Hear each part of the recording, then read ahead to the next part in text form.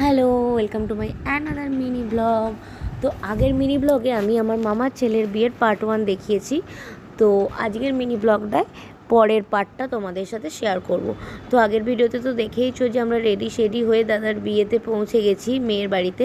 তো দেখো অলরেডি বিয়ে স্টার্ট হয়ে গেছে। ওরা বিয়েটা সেরে নিক, ততক্ষণ আমরা একটু পেট পুজো করে নিই, কারণ প্রচণ্ড খিদে পেয়ে গেছিলো। তাই আমি, আমার মেয়ে, আমার বোন, আমার কাকিমা, আমরা সবাই মোটামুটি খেতে বসে গেছিলাম। তো চলো মেনুটা তোমাদের সাথে শেয়ার করি। এ দেখো মেনু কার্ডটা, তোমরা দেখে নাও কী কী মেনু ছিল।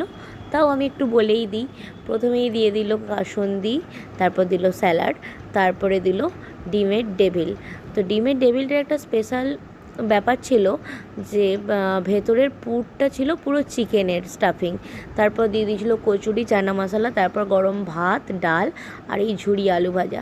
আর যত লঙ্কা কি আমার পাতেই পড়তে হয়, যেটা আমি একদম পছন্দ করি না। তারপর চলে এলো গন্ধরাজ কাতলা। দেখে নাও মাছটা প্রচণ্ড ফ্রেশ ছিল আর এতটাই সুন্দর টেস্ট হয়েছিল, আমি তো মন ভরে খেয়েছি। তারপরে দিয়ে দিল ফ্রায়েড রাইস আর তার সাথে দিয়ে দিয়েছিল চিকেন কষা। এটাও জমিয়ে খেলাম আর প্রত্যেকটা রান্নার না খুব সুন্দর একটা টেস্ট হয়েছিল।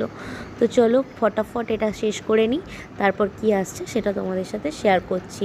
তারপরেই চলে এলো চাটনি, পাঁপড়, রসগোল্লা, সন্দেশ। তারপরে আর কি হাত ধুয়ে বাড়ি চলে আসলাম। আর আইসক্রিমও দিয়েছিল, জোয়ানও দিয়েছিল। বাই।